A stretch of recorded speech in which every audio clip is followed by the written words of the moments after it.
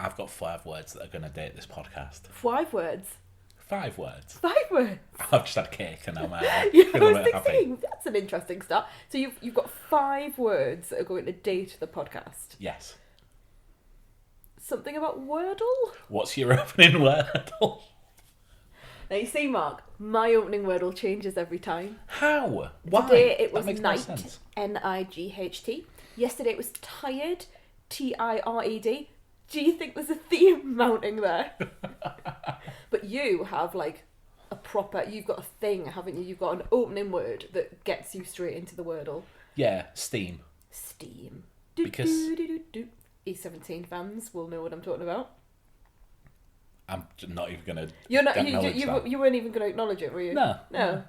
Go on then. Because Steam. it's got S-T-M-E-N-N, Yeah, which is one of the most common. I get the point. I mean, all these articles now that are online going, what's the best Wordle opening word? Never clicked on any of them. I've got the best Wordle opening word. Wouldn't it be interesting to look at that then and see whether your opening word is on the list of the best opening words? I don't care. That's what I would really want to know. No, because mine is the best. Okay.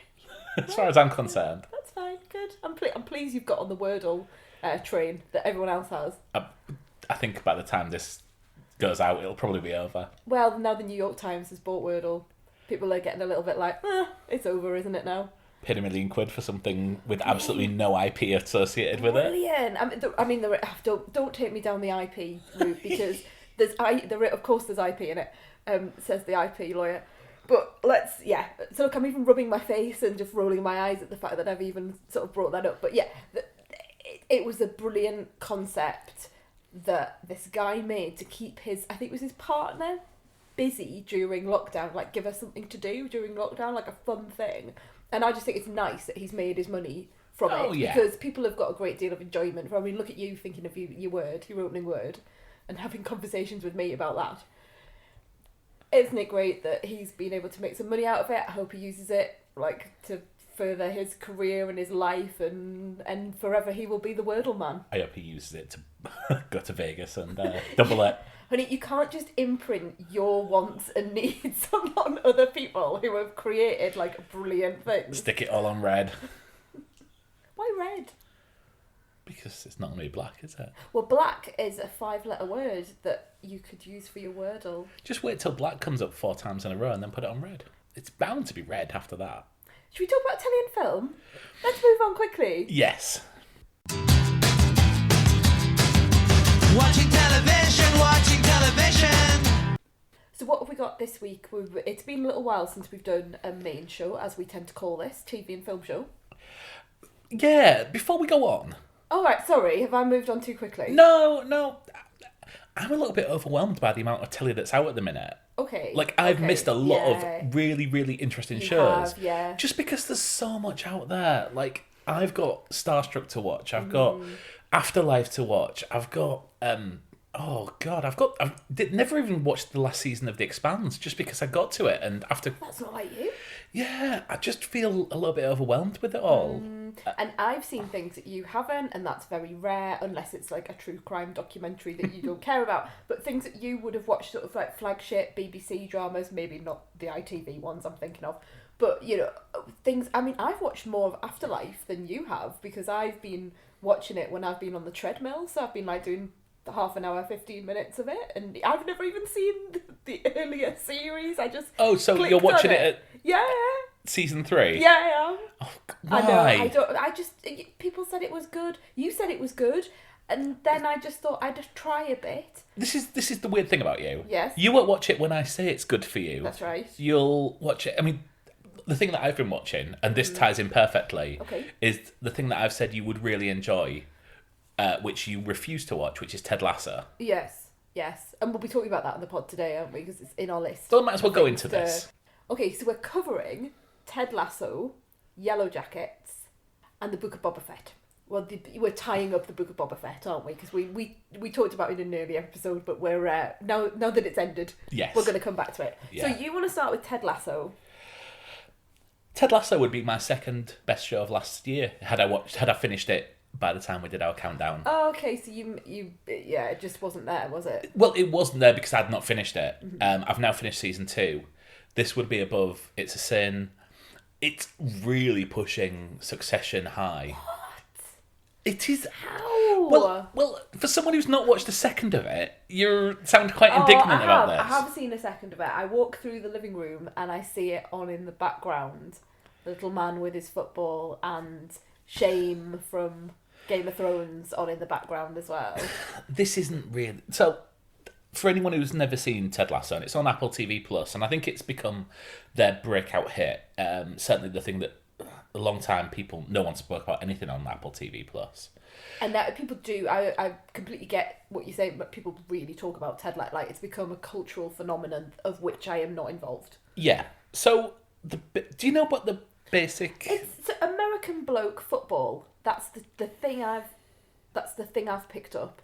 So he's an American. Yes. He's come over to like run I'm going to use the American term, soccer team, football team. Okay, there you go. So season 1, episode 1. Hannah Waddingham. Shame. Yes, from Game of Thrones, from Sex Education. Oh yes, she's in that. Yeah. Has just gone through a very bitter divorce, and very public divorce, and has got her philandering ex-husband's favourite football team in the divorce. Okay, so sorry, she's got a football team in the divorce package. Yeah, so he was the owner, but as part of this, she has taken the control of the club off from him. Okay, right. As part of the divorce. And it's learned quite early. She sacks the manager and appoints Ted Lasso, who is an American football coach in every sense of the word. He plays Super Bowl-like type football rather than soccer. And he is an amateur manager who's gone viral because of his like winning routines and stuff like that. He's gone viral on YouTube. Okay. So... You're not selling this to me. Carry on. Yeah, go on. So she appoints him as manager... And it's this isn't a spoiler because it's revealed in episode 1. She's doing it to spite her ex-husband. Because she thinks he's going to take the team down, or yes, yeah, right, okay. For any lesser show, that would be kind of the plot for the entire first season. But the thing about Ted Lasso is he is charming, he is nice, he is sometimes incompetent, but brings the best out of the people around him just by being a nice person. Hannah Waddingham, Rebecca in the show, is not played as a big baddie. What I find unique about this is she's played as someone who her ex-husband has cheated on her, so she's massively insecure. And anyone who knows Hannah Waddingham she's a stunningly beautiful woman. But when your ex-husband is going off with 20-year-old girls, then it's easy to like feel insecure around that. These are such well-drawn characters from start to finish. Like, you really care about these people. Nick Mohammed of Jurassic Park, It's a Massive Park with him, plays the kit man who's shy and timid. It's Jurassic Park, it's a massive park. What could possibly go wrong? Brett Goldstein plays one of the players who is an aging legend of Chelsea who has now moved on at the end of his career to play for Richmond. I mean, they must have considered calling him Terry John because... Oh, I get it. Yeah. Sorry. I understand that reference. Yeah. He played it a little bit broad for me at first, but by the end of it, I am like welling up at his actions by the end of the season. The real heart of the show comes from Juno Temple, who is a star of our relationship because every time she comes up, you try and tell me that her father is Julian Cope, not Julian Temple. Just all the time. It's something, it's stuck and it won't change. Like when she was in the Dark Knight Rises. Dark Knight Returns. Yeah, Wrong Dark one. Knight Rises. Yeah, the Dark Knight Rises. And I spent the next sort of 10 years telling you that, do you know who her dad is? Yeah. Do you know who her dad is? Was that my fun fact about the film? Oh, it's Anne Hathaway, but do you know who her dad is? Anne Hathaway's maid. Every time you pick the wrong person. Yeah, wrong every And time. also when Teardrop explodes or Julian Cope appears on Top of the Pops, you Yeah. go, do you know who his daughter is? And I'm like, I know you think it is. But she plays this...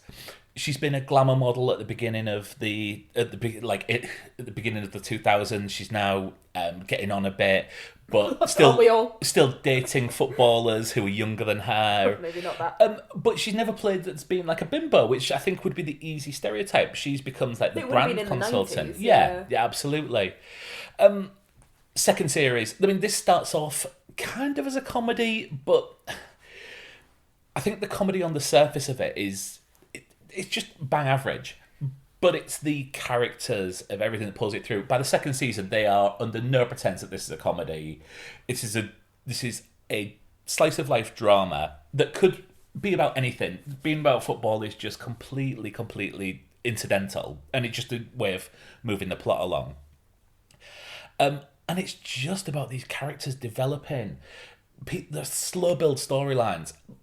Because I'm behind on this, I was spoiled on a few things, which I was a bit annoyed about. But you get to see the seeds that they build in season 1. There's a relationship that happens in season 2, and I heard some people sort of moan that it came out of nowhere. But having watched season 1 with these names in my head, you can see them building up from just looks and glances that this is far better than I think you think this show is. Yes, it clearly is. And I absolutely love it. Good. Well, I look, as we always say, I mean, well, the majority of the time we say, I'm pleased for you. Yeah. I'm glad you like it. I'm glad it's a thing you like. And in 4 years, you can start on season 4, just out of the blue. I might just be walking on the treadmill and come in and go, I've seen this really good show. It's got Julian Coates' daughter in. Might do that just to spite you, actually, and I'll set a timer. Yeah. If you're not watching this, it's on Apple TV Plus, like I say, and I think they give away like a year's worth of Apple TV Plus when you buy an iPhone or something like that. Might be 3 months now. It's certainly that was the launch thing. Yeah. It's such a good show, and you will fall in love with at least a dozen characters in this. Even the people who seem to be dickheads at first, like, you're shown why. It's got really good supporting cast as well. Sort of Anthony Head plays the ex-husband. Just in a massive dickhead role for him. He's having a lot of fun, like just flirting with younger girls in it and stuff like that, and showing off his bad side.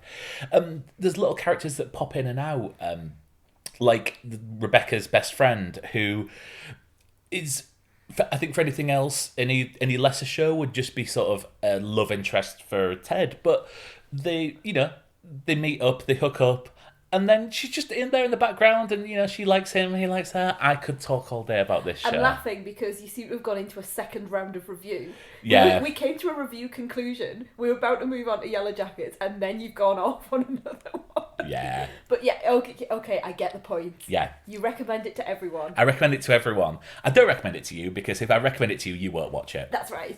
So I need to stop talking about it for 2 years, and then maybe you'll come back one day and go, actually, it was crap, yeah. Yeah, well. Yeah. So we're going to Yellowjackets. Let's do Yellowjackets. I'm excited to do Yellowjackets. Where did this come from? Can you remember how we found out about this? Did we find out on, like, I have vague recollections of hearing about it on other TV podcasts. A lot of American podcasts talk about this exclusively. I don't know anyone else who's watching this. No, neither do I. Which is a real shame. This is a Showtime TV show. It's all on the Sky box sets now. It's been and gone. The finale's out there. And we're just starting. We're 2 episodes in now. I'm amazed you're only 2 episodes in. I will come on to that in a minute. Oh. You carry on your preamble and set the scene of what Yellowjackets is. So Yellowjackets is a story of a high school soccer team. We've got a theme today. A female soccer team in the mid-90s, who we learn very early on are stranded in a plane crash on the way to the national finals. We see shit has gone down as part of this, and we know that they are rescued after 18 months, and we are seeing 2 storylines, very much like what was the show that was over 3 summers last year? Oh, Cruel Summer. Cruel Summer. Yeah, I thought you were about to reference that. It is slightly different in that the timing of Cruel Summer is like 3 consecutive years, isn't it? Yes. Whereas here in Yellowjackets, we've got people in high school, Yeah. and then you jump to them in their, I would say, late 30s, early 40s. Yeah, so it's modern times. I felt they were more sort of our age rather Yeah. than any younger. They've got grown-up children. So they are high school kids in what, and they are parents in another, that sort of thing. Yeah. Exactly, yeah, that's perfect. So, I love this. Yeah, it's interesting, isn't it? It's fascinating. The pilot caught me, and like you say, this would be exactly the sort of thing that I would typically watch without you when you were sort of out one day or on an evening, or when I had a little bit of time to sort of just like, you like, or being, we talk about the treadmill a lot, be on the treadmill, watch a little bit of it for 15 minutes, that sort of stuff. I feel this is a show that really will not benefit me or anyone else from watching episode after episode after episode. I think it would absolutely spoil it. Yeah. There's so much that goes on within an episode with these two timelines, with you having to work out who the people are and where they all function in terms of the story. Yes.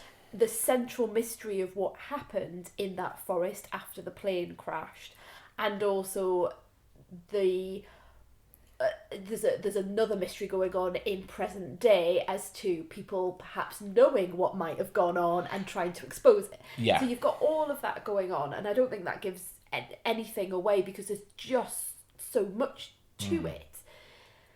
And I just don't think that this suits that, this binge watching idea. I think it would really spoil it. So that's why when you said, you're surprised that I haven't gone for it, I think Cruel Summer, I think it was more throwaway. Yeah. This has a lot more to say. It also has some really strong horror elements. I felt that there's comedy there, but it's very, very dark. It's sinister. But there's more gore and horror than I expected, but I love it. And I love the focus on women. This is the girls' football team. Oh, yeah. You've got huge levels of diversity as you would have in high school in terms of race, in terms of sexuality, in terms of where people are coming from in their backgrounds. You've got this lovely melting pot of girls in high school that are competitive, that are best mates, that hate each other, love each other. Yeah. All of that going on. And the casting is just super. I know you've talked about casting for Ted Lasso. I think the casting for this, in terms of having to have the younger cast meld lovingly in with the older cast, you know who the people are in both timelines, and you just get it straight away. I mean, the character Shauna, who is probably the lead character, if Difficult anything. to say, but yes, it's who we're following the most, I think. I cannot believe that is not her daughter, because she looks identical. She looks just like an older version of her. It's almost like, because at the beginning I was like, have they de-aged her? I'm like, no, they can't. I mean, I know technology is great, but they can't like shrink her entire body and move her entire limbs and that. But no, it's I mean, it's got such a great cast. I mean, Juliette Lewis, Christina Ricci, Melanie Linsky, who I've not seen in something for a long, long time. Who does she play? She's Shauna, adult Shauna. Is she from New Zealand? I heard somewhere, or I read somewhere, that she's from New Zealand, which really surprised me because the accents are superb. That would make sense. I know her from is it Heavenly Creatures with Kate Winslet? With Kate Winslet, which makes sense because yes, I think she is then. But such good performances, very, and then very good. The teenage cast is so good as well. Like, just how they've managed to. They must have cast the adult cast first and then worked backwards. I imagine, because you don't sort of cast I think Christina Ricci and then go backwards. But it's it's very dark. I think that's what I really enjoy about it. This is not a light fare of, you remember those films from the 90s? I'm just cutting in on myself there.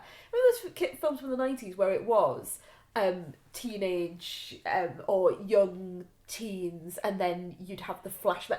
And I'm sure there was one called like Then and Now or something like that. Like, yeah, those sorts. I think there was a run of them in the 90s where there were these sorts of. I have no idea what you're talking about. Yeah, I think it was aimed at people like me who were like maybe like 13, that sort of time. But there is one. I'm sure like Rosie O'Donnell was in it or something like that. I'm sure there's one like that. And it was the same. Are you thinking sort of the Flintstones? No.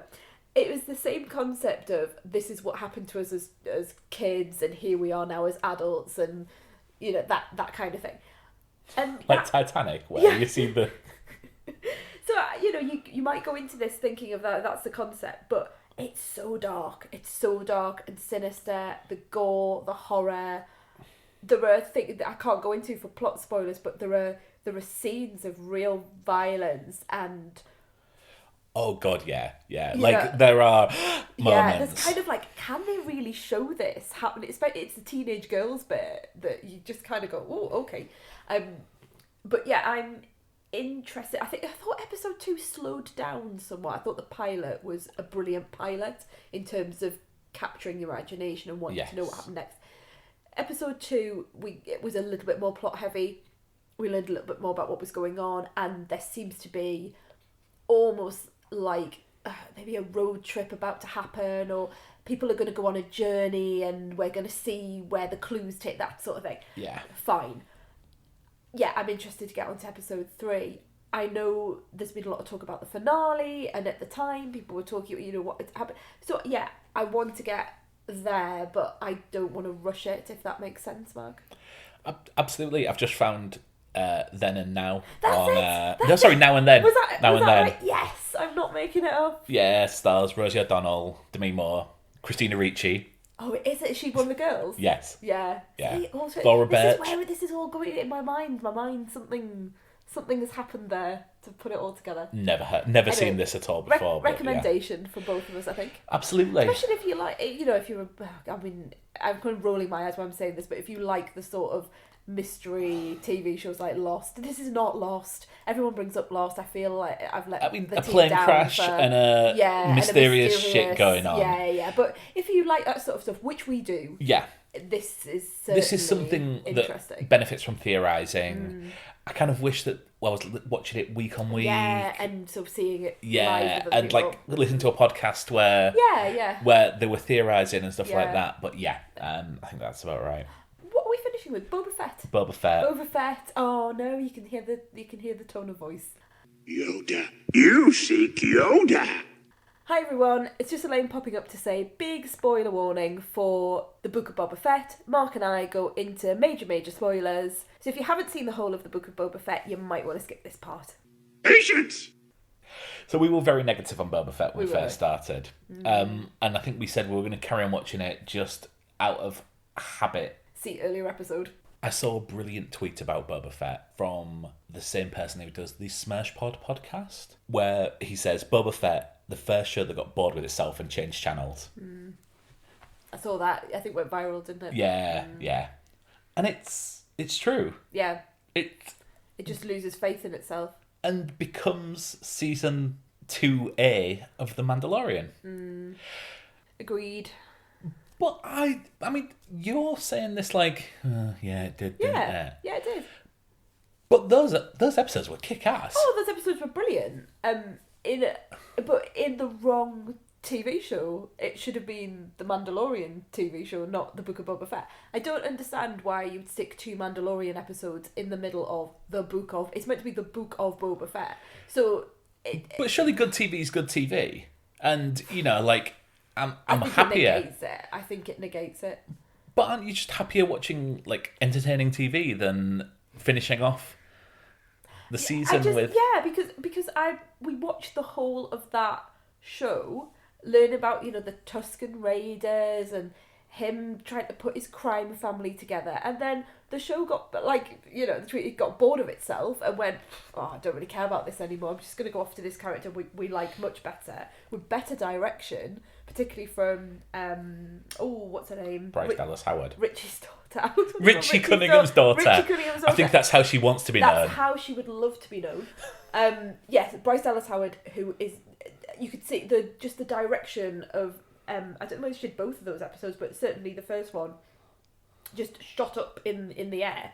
and increased in value and everything. So fine that happened. I find it frustrating that you're watching a show about Boba Fett, but you're not really. And also the storytelling. Helen O'Hara goes on about this on the Empire podcast, and she doesn't need me to tell her this, but she's absolutely blooming right. The storytelling is just appalling. Nothing matches. He gets that animal that I don't know the name of. It's the Rancor. The Rancor, yeah. Right? Early on with Danny Trejo, and it's set up because the Fett, is it not the Fett? The Hutt twins come along and give it to him as a gift, right? And there's all this knowing looks between Danny Trejo and the Rancor, like all of this sort of where if he try it's clearly like meant to be a ruse. It's really like, we've given you this as a gift, but it's going to eat you, sort of thing, or it's going to wear really its owners. All of that is set up in those looks. And then also Boba Fett's going on about, I really want to ride him. And then at the end, he just appears riding him. That's it. There's no connection, but you don't see him trying and failing. You don't see any sort of this imprinting that they're talking about where, you have to, get to know the Rancor and then it trusts you. And no, that happens. He just arrives on it. It just makes no sense. I can give you a list of things that just from a storytelling perspective do not connect. And I found myself so frustrated going, that doesn't even match. That has someone just not looked at the earlier script? Have they just forgotten that that's happened and they're just going to write something new? So I just found it even more frustrating that they then shoved a whole 2 episodes of The Mandalorian in there. I find that quite puzzling that I think I don't know whether they realised that what they were doing wasn't captivating, and just changed the ideas, or I don't know. It's like they lost faith in it, but that's such a weird. Do you know? It wasn't like episodes were put out and then they heard that people didn't like it. Yeah, but like the last 3 episodes were a significant improvement on the previous. I agree. But I don't think that makes it a good season. I totally agree. I totally agree. Obviously, they were the highlights of it. It was just a shame that wasn't just The Mandalorian season. Is it season 2 or season 3? Season 3 is coming up. We've had season 2. Right, okay. Yeah. I couldn't remember. But I'm not majorly invested in this. It's not my scene. It's a half-hour show that we stick on. I enjoy The Mandalorian, but I'm not raging to see season 3. I can't even tell you which season it is. I think it's season 2. So it's fine. It's fine. The effects for Luke Skywalker were good though, weren't they? Yes, they were. They were very good. Oh, you're just going to brush that off as they were all right. Yeah. No, I'm not saying that at all. You're completely misrepresenting what I'm saying. I'm saying the 2 episodes that they showed of The Mandalorian were really, really good. They were well directed. The effects were great. The return of Baby Yoda, everybody loved him. It's just lovely scenes and very moving. All of that brilliant, but not. If you look at the season, the Book of Boba Fett as a whole, that didn't work. Those episodes worked, but they didn't belong there. That's what I'm saying. I'm not completely getting rid of any positivity about those episodes. I'm saying that as an arc, as a story, it didn't work. Oh, yeah, so I understand what you're saying. I thought that them 2 episodes were kick-ass, and I really thought the final episode was kick-ass as well. Well, it was the most action in the entire thing, and that's what we were all waiting for. I mean, he's meant to be this bounty hunty assassin, the greatest. I mean, like, I know he's only in. Which one is he in? Is he in? This is how much I know about Star Wars.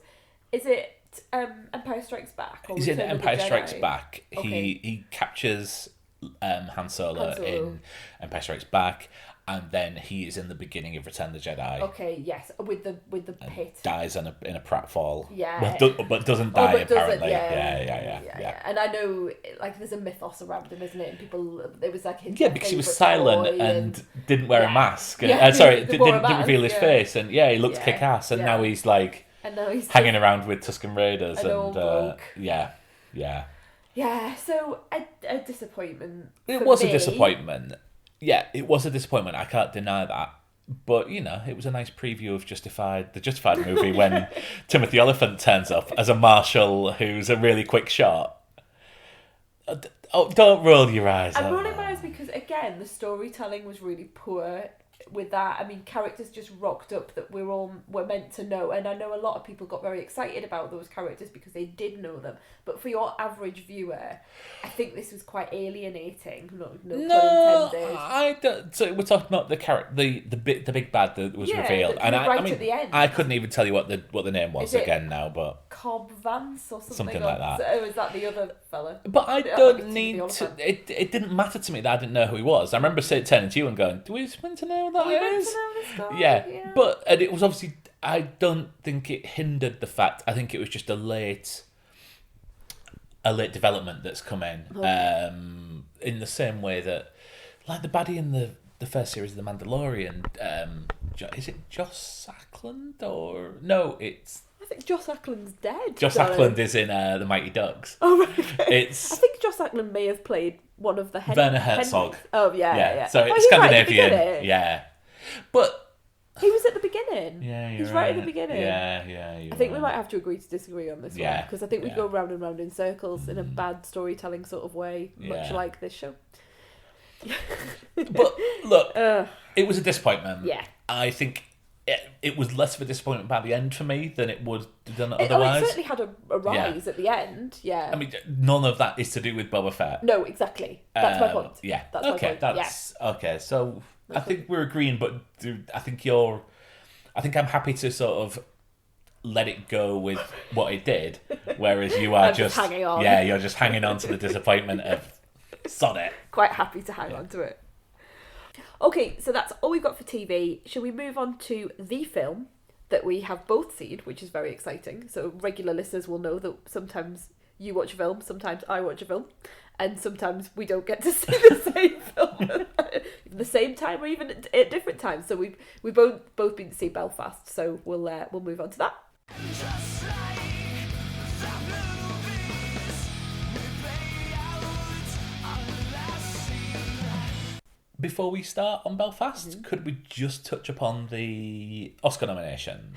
Well, yeah, it fits, doesn't it? Yeah. So obviously Belfast is Oscar nominated for Best Picture among a number of other things. Did Branagh get Best Director? Should we wait until until we get there? Carry on, Mark. Yeah. So under Best Film, I have been trying to catch up with a lot of the Best Picture films, and I love doing that every year. Just for anyone who Yeah. hasn't listened to us before, and also to remind myself as someone who lives with you do this every year, so you want to make sure that you've seen the Best Picture nominees. Yeah, I'm going to struggle this year because Nightmare Alley appears to have left cinemas, and but I don't know when it's going to appear. It might appear on I've just looked at the telly. Yeah, it looks at the telly. Yeah, but yeah, I will be catching up on stuff. Liquorice Pizza was a film that I saw about a month ago, and it's not been covered on any of the podcasts.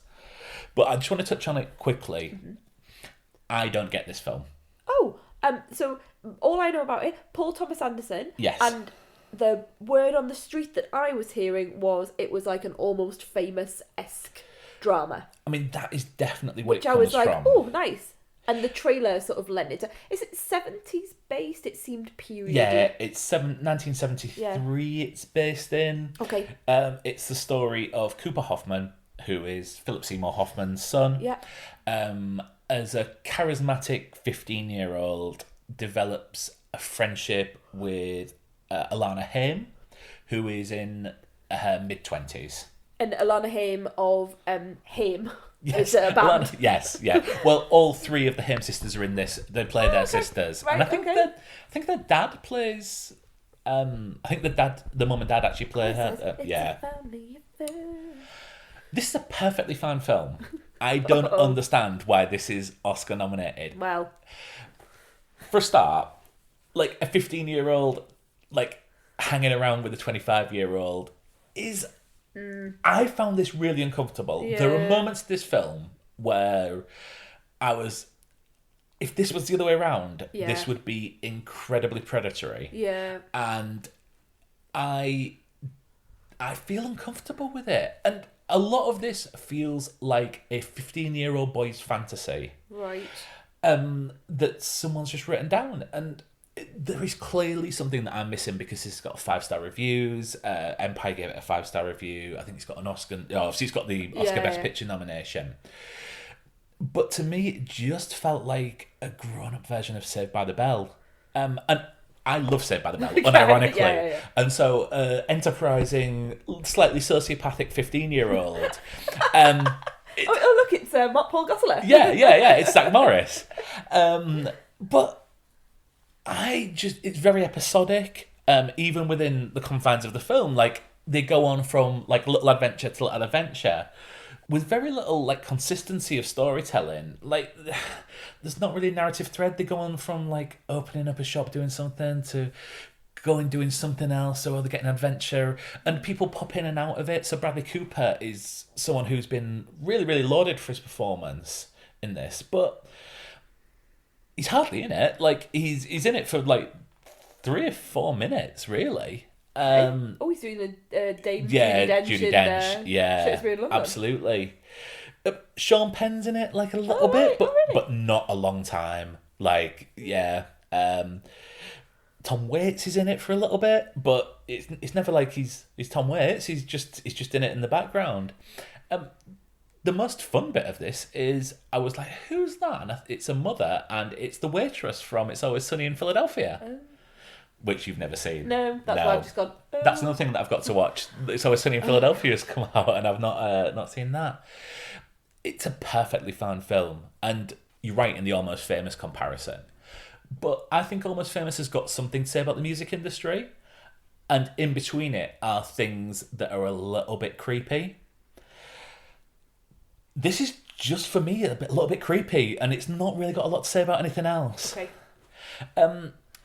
And obviously, as you've mentioned, it has been nominated. Has Alana Haim got the nomination? Oh, she's BAFTA. I don't think it's not got any acting. It's not got the main two haven't been nominated. I think she's appeared in either Best Actress or Best Supporting in the BAFTAs. Okay, that's interesting. Because I'm sure my little brain Best has leading picked actress. it up. Yep. Yeah, which, I mean, she's the leading actress. I mean, Bradley Cooper is going for an Oscar in his little cameo, but obviously hasn't been nominated, which I think is right, because it is there's so many more. Purely... In other films, it would be uncredited cameos and stuff like that. I think the biggest disgrace, and I just want to touch upon a film that I saw which hasn't had any Oscar buzz at all, but Mass on Sky Movies. Yes. A very, very different film. This is the story of a tragedy that's taken place in the past, and this is the story of 2 sets of parents meeting up in very different places involved in the tragedy, but coming to get over their grief together. And the film explains itself very slowly, so I'm not going to go very much more into this, but into what's happened or anything like that. But this is an absolutely stunning piece of work. It's very much a four-hander for the most of the film. There's a few people who are around there, like in the beginning and end, just to sort of bookmark the meeting of the two couples. But this is an absolute acting masterclass from the 4 leads. Jason Isaacs, who obviously British, almost national treasure. He's getting I think he is alright. And we've seen him. We went to have seen him. Yeah, Kermode and Mayo did a show at the Barbican many years ago, and Jason Isaacs was, of course, the guest. Yeah. And so we went to see him there. Absolute treasure, as you say. Just so avuncular and funny and witty and great. And obviously having real banter with the other guys. So yeah. Not so much avuncular and witty in this, but but great. I mean, what a range, you know. Reed Birney, who he played the vice president in everything. He played it in last season of Succession. He was the vice president. He was also the vice president in House of Cards. I can understand what he would look like then. Yeah. Absolutely. There is one phrase that he says which absolutely explains that couple's situation perfectly and just made me just burst into tears. The 2 people who I think really should have been nominated are And, because Dowd's, legend, and of course she's brilliant. And I'm surprised she hasn't had one just for sort of her work and sort of Hereditary. And I'm sure she's nominated again. I know you were talking about Oscars, but I'm sure she's nominated in BAFTA. that could be the case. I'm sure I've seen her. But the person who came absolutely out of nowhere for me is Martha Plimpton. I love Martha Plimpton. Well, I've not seen her in anything really since What? the Goonies. Since the Goonies, yeah, and obviously she played Steph in the Goonies. Yeah. And I had to stop and just look up what she's been doing. And obviously she's been doing premium network TV, I'd call it. Sort of the Good Wife and things Yes, like that. She sells this so perfectly, and she probably has the biggest journey from the start to the end of the film. And at no point do you feel like she is someone who is sort of acting or anything like that. She sells this perfectly, and I think this is just one of the problems with the Oscars is that this is a very small film. It's had a very small release. I only found out about this because it was mentioned on the film cast, formerly the Slash film cast, and it was part of their top 10 films of the year. And Jeff Kenyatta got really, really emotional talking about it because I think maybe when you are a father, it just absolutely breaks your heart, the things that these people are going through. You're quite right. Anne Dowd has got the Best Supporting Actress, and it's obviously tough for it to be Best Supporting Actress because it's just 4 people on screen. Yeah. And you could argue that they're all leading. Of course. But it's a tough watch, but I'd really recommend it for anyone to watch it because it is a film about getting over grief rather than a film about being grief-ridden. I love this film. I will probably never ever watch it again. But it is 4 people at the absolute top of their game at acting, and it's a shame that this hasn't got the machine behind it to push for an Oscar and I think nomination. Jason Isaacs has explored that with Kermode because obviously they went to school together, they're good mates. He's been on Kermode's show, on the Mayor and Kermode, but also on the separate shows that Mark Kermode does. He's been on that a lot. He's come in and he's done real deep dives into the process that he went through with Martha Plimpton and the process of getting this to where it is, where it was an unknown person who'd written this script. And it's actually an actor who's written this script. No, but what I mean is it's not James Cameron. It's not. Do you know what I mean? It's not Chris McQuarrie.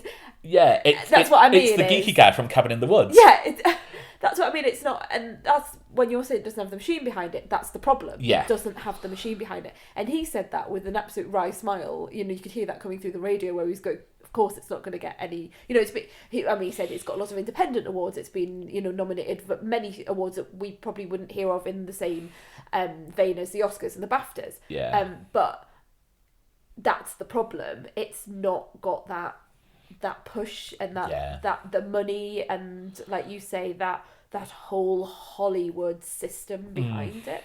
But just such a shame, isn't it? Yeah, seriously. It's really worth checking out for anyone who has Sky Movies. It's on there just to watch. So please go ahead with it because. Although, but with a great big I think a lot of people have been giving out great big disclaimers of, you've got to prepare yourself for it's not a happy Sunday afternoon stick it on while you're cooking your roast sort of thing, is it? Absolutely not, no. Yeah. Should we go into Belfast? Go into Belfast, yeah. Because Belfast, as you say, has been nominated across the board. Could you just go back to where the Branagh's been nominated for director in I don't think he has in BAFTA, but I think he might have been in Oscar, and I might come back to that. So he's been Oscar nominated for directing, not BAFTA nominated for directing. That's what I thought, yeah. Belfast's an interesting film because it's a really personal film. Branagh keeps sort of changing his mind, I think, in terms of how you present it, because he says it's autobiographical, but then he says it's not his story. But we are following the pathway of his childhood in that Branagh was born in Belfast in Northern Ireland, and his father worked away in England, and when the Troubles began, which very much in his area, his family had to make the decision as to whether they would move out of Northern Ireland into England. And that, in essence, is what Belfast is about. So when he says, oh, it's not my story, I find that really interesting, because when you look up his biography in Wikipedia, like I did, the beats are all there. Okay. This is a film where we are seeing the story through a child's eyes. I think that's really important to say that right at the beginning. I don't think that gives anything away, and that we're following the pathway of 9-year-old Buddy. Yes. I was about to cough and go, Ken Branagh. Yeah. So we're following 9-year-old Buddy, and we see things not just in terms of the concepts through his eyes, but often the camera follows the street at child view. You don't quite get to see the tops of things and that sort of thing. That doesn't happen all the time, because I think that would drive me mad. But there are moments where you are absolutely being physically placed in the child's perspective. But most of the time I think it's more about the child's view on what is happening politically and religiously. I thought it was fine. And I don't quite understand, although I do understand why it's getting so much love, because you can pick apart. It's really, really easy to say autobiographical. It's in black and white. We'll throw black and white in there. It's got that element of danger in terms of the Troubles, and it's got that nostalgia, and yeah, you can see where it ticks a load of boxes. I got an hour in, I looked at my watch, saw the time, and thought, really don't know if I left now, would I really be worried? Okay. Are you feeling a little bit kinder towards it than, like, I don't hate it before I said kinder. I don't hate it. I liked elements of it, but for the most part, I felt like I was watching oh God, this sounds awful, but it sounded like I was maybe watching, every now and again, I was watching a bit of old Coronation Street. Does that make sense to you? I think that's very unfair. Okay. For me, I think I'm a lot warmer towards it than you. However, I think there are flaws that are absolutely gaping in this, and it annoys me that it's that close to being an amazing film without going all the way. What do you think in terms of the what are you finding? I'll talk about the strengths Okay. first. I think this film, it looks like the silver screen. I think the cinematography on this is beautiful, and I think the black and white shot of this looked like a classic film to me. Your face is not portraying that you agree with me. No, I see what you mean. I just felt it was just a set. Every time I looked at the screen, I thought, we're on a set. And obviously they were, because they filmed this during the height of the pandemic. And so they weren't able to go back to Belfast and use the street that he grew up in now apparently is bulldozed. So it no longer exists, or only parts of it exist. But, they weren't able to go back to those sort of authentic terraced houses. So they built one.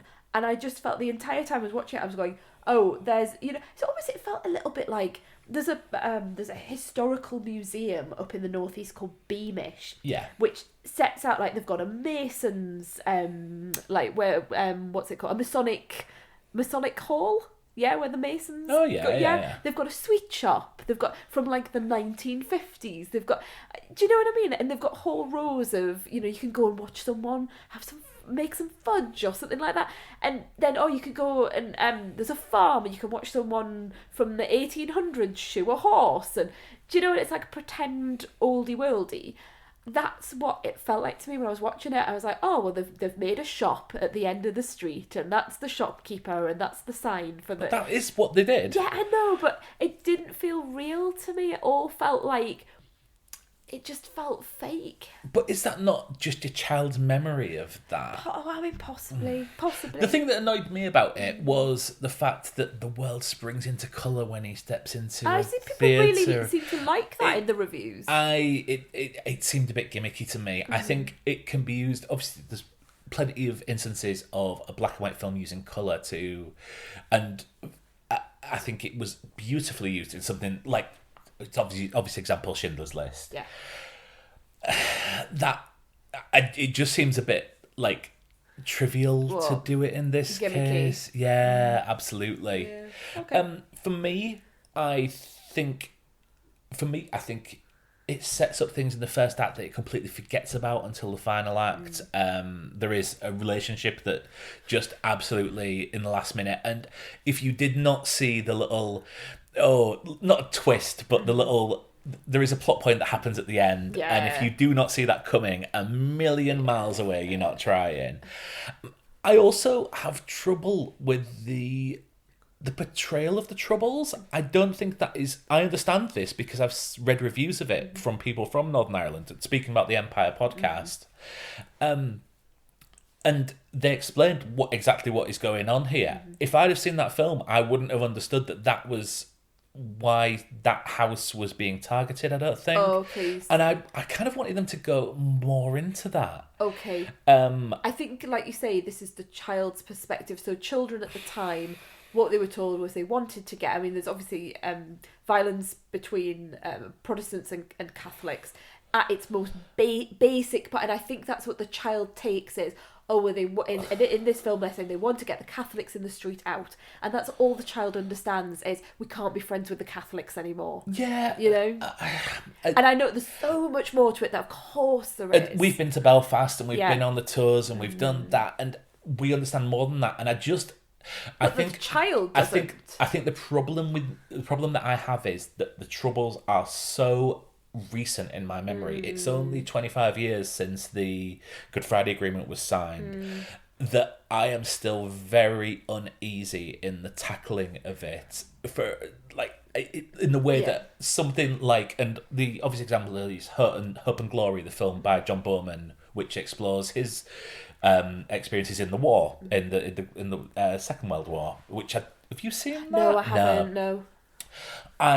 There is enough daylight between me and the Second World War that I can watch that just on a pure entertainment level. Cinematic. Whereas I think with the Troubles, I still feel that little bit you remember, whenever someone talks about it and references it.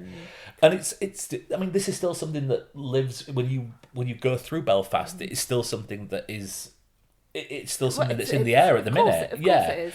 It's their history, you know. But it's not so much their history; it's also their current as well. Yeah. But what I'm talking about, I'm saying their history because we have to acknowledge our perspective on this. That we have not lived it. We do not have a cultural or family connection. Absolutely. To that experience, and so I feel very uncomfortable with your discomfort because this is his, as someone who was born in Belfast, who lived in Belfast, this is his representation of that experience, even though he's saying, it's not really me. Of course it's it. So your discomfort, I almost push massively to one side with all respect. No, and I'm uncomfortable talking about it because it is English-splaining. Of course. And that's so I actually... Whereas I see where you're coming from, but I actually give it a massive pass on that one because it's his experience, and therefore I respect that is where he comes from. Yeah, you're absolutely right. But what I wished, Mark, was he'd spent a little bit longer just honing the script, honing there's some weird sound editing that goes on. There's some funny old moments where it almost like goes in and out of focus, and I didn't understand what was meant by it. There's a scene at the end that could be seen to be almost like a dream sequence that I didn't know whether it was meant to be or not. Then I've listened to reviews, and apparently, and he as the director said, no, this is, and I just felt it needed a little bit more time, and I don't know whether that again is coloured by the fact that I knew that I know from my reading that Branagh wrote this incredibly quickly. So I think it was something like he started in March and it was finished in May, because Jamie Dornan, who is one of the cast, we'll talk about the cast in a moment, I'm sure. Jamie Dornan said, he just started it during the lockdown, and then it was done. And because he's Ken Branagh, and because of the, we're talking about Hollywood machinery, because the Hollywood machinery behind him, he just started film, that. And I'm sure there's more to it than that. But it's very different to what other filmmakers would have as a process. I just think it needed a little bit more time, a few more passes, a few more. So maybe someone to look at the draft and just say, maybe take another year to get this together. I agree. I think the pacing is very odd. It's so like, I don't want to say it's slow. I think the middle section is slow because it doesn't. It's just Dad's come home. Oh, you're right. Because the beginning, there's lots of things going on. There's loads going on. And I was thinking, I was looking at my watch when he's like in class, and there's a really entertaining thing about him doing well at class and stuff like that. Yeah, there's lots of lovely comedy. But then there's a middle section which is just his cousin kind of like being a bit taking him off the rails, and his dad comes home. Then he's not. Look, there's a scary man at the end of the street. The letters are coming through the door from the tax man. All of that. That tax, yeah. I mean, I forgot about the tax thing. I mean, there is a plot point which I don't believe that is the actions of anyone or the consequences of the actions of anyone. I mean, I think it's fine. That's what I said. Yeah. I said it's fine. But I really wish it was perfect, and it's got a lot of flab to it. I mean, Kieran Hines is the one who's got all the acting plaudits on this. Yeah. And it's a beautiful performance. I've seen him live in New York. Yes, you have. He was very good. Yes, you have. Yes, you have. Sorry, good. To put that in there. Good. Yeah, he is. The other thing is, right, Mark, he's playing the avuncular granddad. Yeah. And I'm sorry, but I'm not sure it's a stretch. I do think many people can play, that role is beautifully written. I'm not sure, I'm sure, this is terrible because I feel like I'm taking it away from him. He's not going to care. But I'm sure there are many people that could play. I think it perhaps is more in the writing. So is it badly written or well written? No, well, like you're just saying it's. I know. It can't be both. No, it can't be both. It can't be both. Well, maybe that particular role I thought was very well written, but what I'm saying is that he's getting lots of praise for it.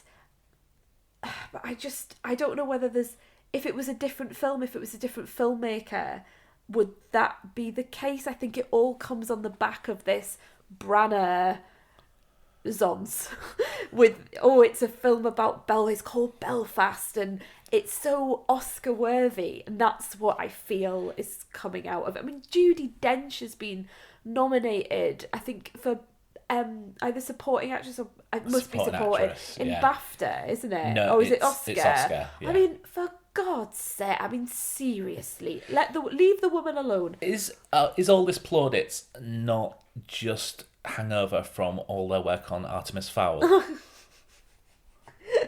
Top of the morning to you. I mean, this must be the biggest swinging. I mean, like I said, we have reservations about this. Yeah. This must be the biggest swinging in quality in directing from one to another. The funniest thing is, it's really stayed with me. It has really stayed with me, and there's the scenes of, particularly around the granddad, the family scenes. I think Jamie Dornan and the mother, who I had never seen before. Can you find her name for me? Yeah, it's Catriona Balfe. Catriona Balfe, that's it. I don't know if that's how it's necessarily pronounced, but yeah. I had it in my mind. I think she does there's a one scene in particular where she almost like gives a speech to Jamie Dornan's dad. She's the mum. Yes. About what might happen to them if they move to England, that I found so moving and so real. Yeah. So real. I thought she did a brilliant job as the woman that was keeping the house going, that was tending to the children, that was trying to keep her marriage going, that was in the middle of financial difficulties and violence in her street and all around her. so yes, I thought the performances were I wasn't so convinced on Judi Dench. I know that's, I'm probably going to be marched off to the Tower of London now, but I wasn't. I don't know whether it was the accent or just something about it just didn't quite. I think there was a bit I am acting, although I really liked the scenes with Kieran Hines. So yeah, I thought the child players did a great job. It's a hard thing to be a child actor. I think they did, perfectly fine. I just came out of it thinking, that's a 3.5-star film. I don't understand why it's had so much praise, but then perhaps, like we've said, we are not from that area. Perhaps if it was a film about like the Northeast or Yorkshire or set in the 90s, we would be all over it. Do you know what I mean? It might be your own personal experience. We know what really happened in Hull in the 90s was everyone went to the marina on bank holidays and someone always fell in the water. Yeah, but I think the same here, just Quayside, Newcastle Quayside. So, probably very similar. I think we've probably exhausted Belfast at this point. If it wins the Oscar, great for the people involved, great for Ken Branagh, you know, lovely. Yeah. I have nothing against it. Yes. But I'm sure there are better films out there. But, I mean, you could say that about all, every year at the Oscars. What would you give the Oscar to then? It's so difficult, you know why? Because I've not seen any of the Oscar nominated films. Would you give it to West Side Story over it? No.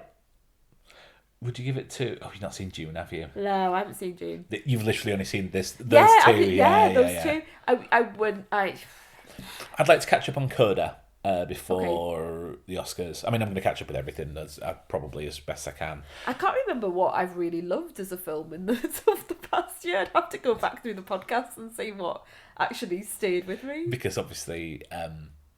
Palm Springs was a year before film. Yeah, I mean, I loved Val, but sadly that did not documentary make it on any nomination. Best documentary. I know. It hasn't made it, has it, sadly?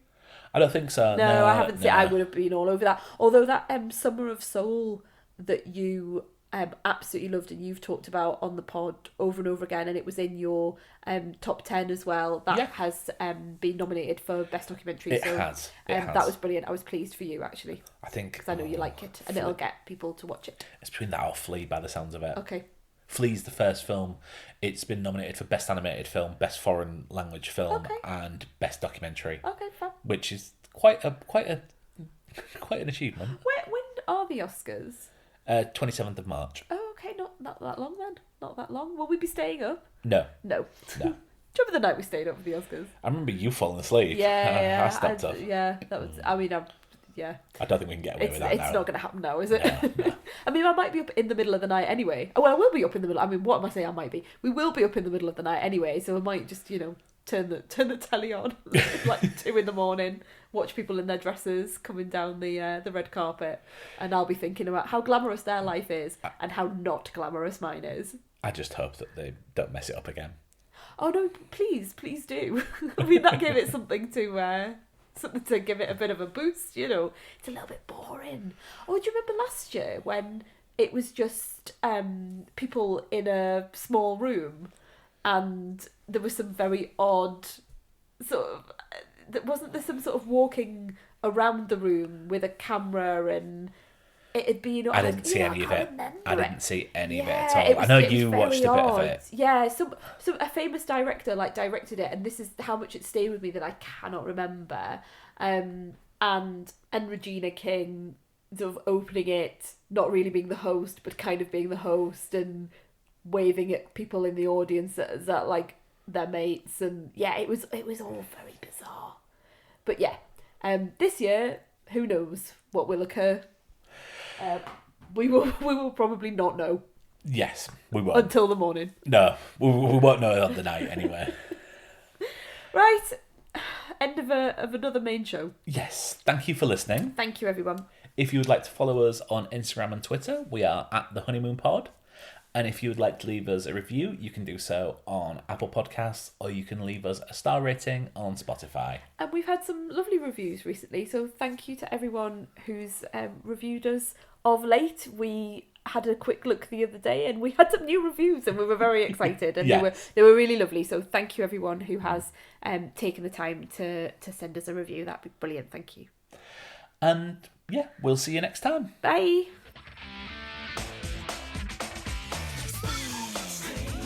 There's no need to be afraid. Live the liquor love. Tonight let's become one.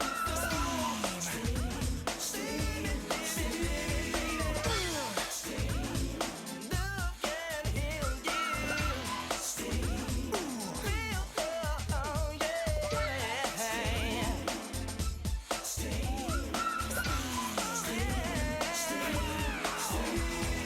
Outside is raining, but inside is wet.